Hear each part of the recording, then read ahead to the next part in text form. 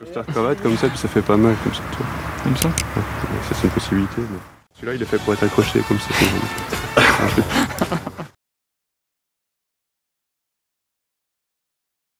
Grâce à la bande dessinée.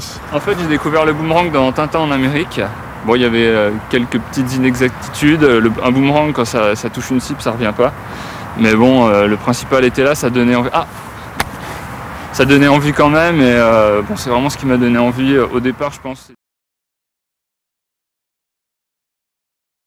Le boomerang c'est avant tout du plaisir, dans le partage avec l'autre et avec soi-même. Et avec un petit gars qu'on oublie assez souvent qui s'appelle le vent. C'est simplement quelque chose qu'on envoie, un frisbee qu'on envoie, c'est le vent qui nous le renvoie.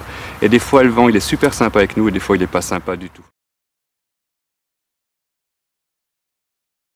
C'est un sport qui est dans la force du bras uniquement? Pour certaines épreuves comme la vitesse, oui, mais pour la plupart des épreuves, c'est plutôt dans la technique, dans la précision du lancer. Et à haut niveau, effectivement, il faut avoir les deux. Il faut être précis et avoir la puissance. Il y a des règles bien spécifiques comme l'acrobatie, la vitesse, l'endurance, la distance par exemple. Le vent est très important dans le lancer du boomerang. Suivant son intensité et sa force, il faut lancer plus ou moins fort, il faut réadapter son boomerang, le freiner, le percer, le mettre des élatons et qui revenait sur eux. En même temps qu'il lançait le bâton, il disait boomerang. Le boomerang c'est devenu boomerang qui veut dire bâton revient. Pour être un bon lanceur de boomerang, il faut avoir un bon bras, de la souplesse, de la puissance et beaucoup de souffle aussi. Vous avez invité, et nous avons tous invité, parce que ça nous fait plaisir, Jean-Louis Dousson, oui, qui est un ancien lanceur et qui est apparemment détenteur du record du monde du plus court lancé. C'est voilà, ça qui était... C'était 17 cm. 17 cm, bon, je croyais que c'était 25. Non, alors là, on va, vous voyez, alors, donc en direct maintenant, sous la caméra de Jean-Pierre, vous avez un essai, on va lui en donner 5 pour battre son record donc de 17 cm. Il faut dire que le boomerang a à peine le poids d'un timbre-poste, hein, Laurent, oui, quelques mots. Ouais, c'est quelques grammes, enfin même pas. Alors Jean-Louis, on l'a mis à l'abri dans le camion lumière, parce que c'est vrai que le vent déjà pour les boomerangs traditionnels c'est difficile, mais là, Jean-Louis, ça y est? Là j'ai raté lamentablement ce soir. Vous l'expliquez comment? Je pense qu'il y avait un peu trop de vent. Ah oui? Ouais, et puis j'avais une petite tendinite à l'index droit. Non mais c'est vrai. Donc, mais vous avez l'ongle un peu rouge. Voilà, on le voit. Ah oui, mais enfin, vous voulez pas qu'on fasse hospitaliser votre doigt, non?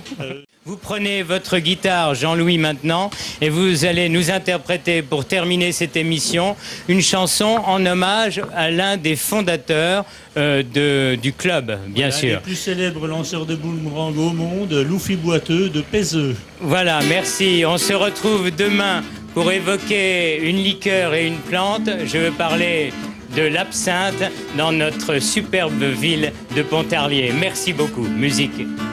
À regarder monter la lune vers les étoiles contre le vent. Dans le croissant est la fortune, évite un boomerang au firmament. Ouh, ouh.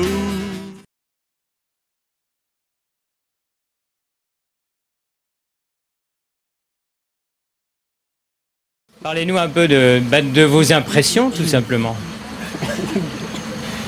Mes impressions, moi c'est la beauté du geste, ouais. la beauté de voir un boomerang s'envoler et de revenir vers soi.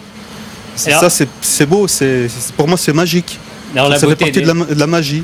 Et comme les aborigènes australiens justement, qui eux vivaient vraiment dans un monde de rêve, je pense qu'on partage la même passion. Non mais alors Daniel, là vous ouvrez encore une autre page, c'est l'histoire cette fois-ci.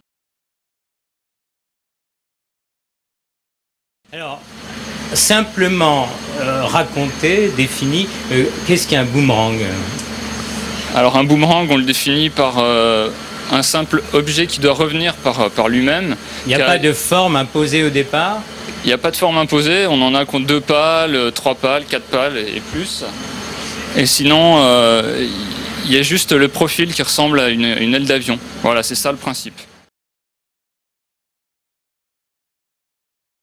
Avant toute chose, parlez-nous de ce deuxième invité qui s'est invité là sur notre plateau. Alors il s'agit d'un kookaburra, en fait, c'est un oiseau d'origine australienne dont le nom du club porte le nom. Voilà. D'accord. Faites-le voir, tenez. Donnez-le-moi. On va le montrer à tout le monde. Voilà. L'emblème du kookaburra de l'association Kookaburra Boomerang.